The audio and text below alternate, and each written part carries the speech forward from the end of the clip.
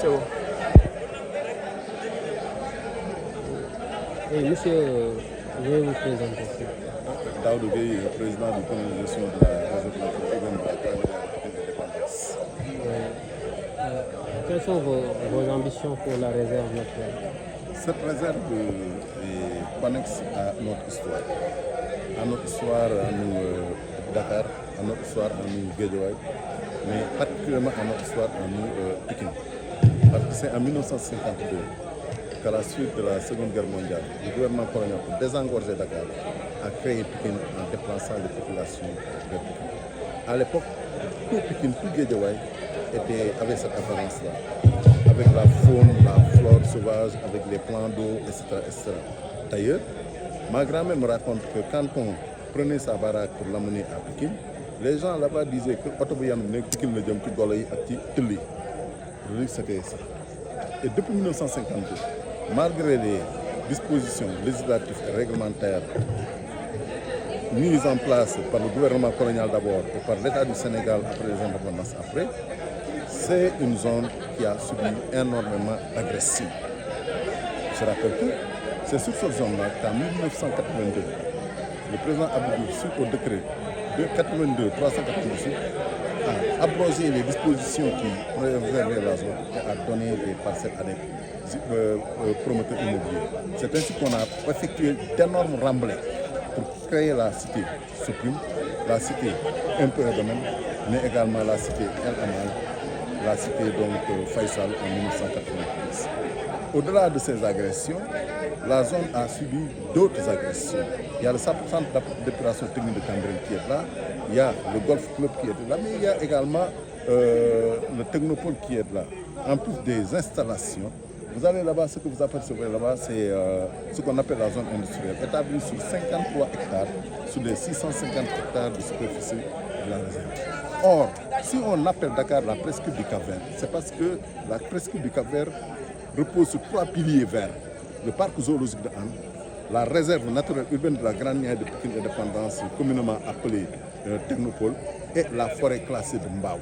Et ces piliers-là ont fait l'objet d'énormément d'agressions. Or, ce sont des piliers qui participent, n'est-ce pas, donc, à la qualité de notre cadre de vie, mais également à la qualité de notre vie, tout simplement. C'est la raison pour laquelle nous avons toujours porté le plaidoyer sous plusieurs formes pour que cette zone-là soit préservée. Et c'est en 2019 que le décret 2019-748 est venu classer cette zone-là aire marine protégée avec comme dénomination réserve naturelle urbaine de la Grande Niaï de Pikine et dépendance.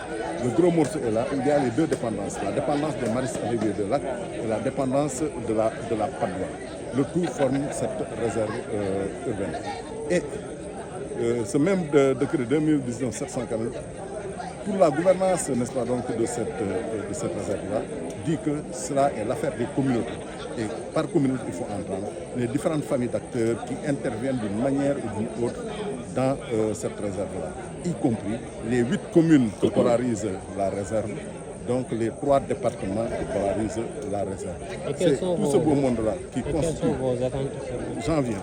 Ce beau monde-là qui constitue aujourd'hui l'Assemblée générale et qui est en train, n'est-ce pas, donc, de mettre en place le bureau exécutif, mais également le comité de gestion dans sa globalité. Et compte tenu justement de cette histoire que j'ai essayé de reprendre de façon non exhaustive, notre vision de cette zone, la particularité, la spécificité de cette réserve-là, en tant qu'AMP, c'est d'être logé au cœur de la capitale.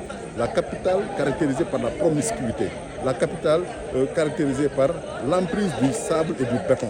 C'est la raison pour laquelle, voyez la qualité de l'air que nous respirons ici. Notre vision, c'est d'en faire, n'est-ce pas, donc, un espace vert, un espace de villégiature où, effectivement, les familles, fuyant la promiscuité de leur habitation, viendront, n'est-ce pas, donc, pour de la villégiature, pour du tourisme, mais également en faire un espace valorisé, laquelle valorisation permettra de créer des milliers d'emplois verts pour cette jeunesse-là, mais également des ressources vertes pour les communes que polarise, n'est-ce pas, donc, cette réserve, à partir de la définition du clé de répartition des recettes. Donc, par rapport au Sénégal auquel nous aspirons, ce n'est pas pour rien que récemment, le Premier ministre Ousmane Sonko, en parlant du projet Dakar Métropole, a cité nommément le Technopole. cela vaut ce que cela vaut. C'est la raison pour laquelle c'est une grande responsabilité qui désormais repose sur nos épaules. Et ça va dans le sens de la restauration, parce qu'il y a eu beaucoup d'agressions. Il faut restaurer, il faut reverdir, mais également la préservation, mais surtout l'aménagement, mais encore plus la valorisation qui se fera avec l'État du Sénégal, mais surtout avec les partenaires dans le cadre du partenariat public-privé pour aménager cette zone-là, comme j'ai dit tout à l'heure, pour que ça puisse générer des milliers d'emplois verts, mais également des ressources vertes pour les populations. Quels sont vos ressentis vis-à-vis de la direction des réserves communautaires? Mais ils sont déjà là où nous les attendons, et avec beaucoup de fermeté. Une main de fer dans un gant de velours, ils ont managé, n'est-ce pas, donc cette réserve-là. Et l'équipe actuelle, notamment, avec à sa tête le capitaine Kabou et le lieutenant. Mais moi, je lui ai dit que, quelle que soit l'issue de cette Assemblée générale, vous m'aurez marqué, mais définitivement, vous avez gagné définitivement mon respect, compte tenu des valeurs et des principes qu'il charrie. Aujourd'hui, nous avons connu un compagnonnage sur 2 ans, nous sommes familiers, mais quand il s'est agi d'organiser cette Assemblée générale, il est resté à équidistance de tout ce qui porte des ambitions pour figurer dans ce groupe.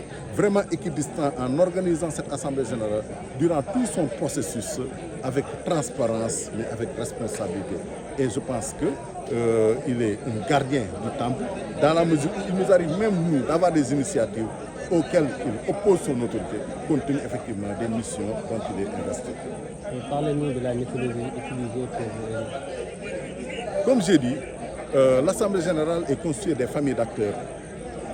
Chaque famille d'acteurs, mais également les organisations de la société civile, mais aussi les acteurs comme les pêcheurs qui ont des représentants, comme les faucheurs qui ont des représentants, comme les fleuristes qui ont des représentants, mais également les communes qui polarisent la réserve, mais également les 3 départements. Et là, qu'est-ce qui se passe? On postule, et compte tenu effectivement de la confiance que l'on place en tel ou en tel, s'opère le vote. Et à l'issue de ce vote-là, je suis investi de la confiance de cette Assemblée générale. C'est une lourde responsabilité, une responsabilité par rapport à laquelle, avec l'équipe qu'on va mettre en place et avec laquelle je vais travailler, nous allons, en tout cas avec responsabilité, avec éthique, mais avec un esprit de don de soi, travailler effectivement à faire de sorte que ce que cette réserve va devenir dans quelques années, dont nous ne pouvons pas, nous, en ce moment, avoir une vue claire, mais seulement une idée approximative, que nous ne puissions au moins entrer dans l'histoire de cette réserve comme étant les précurseurs de ce que sera devenir.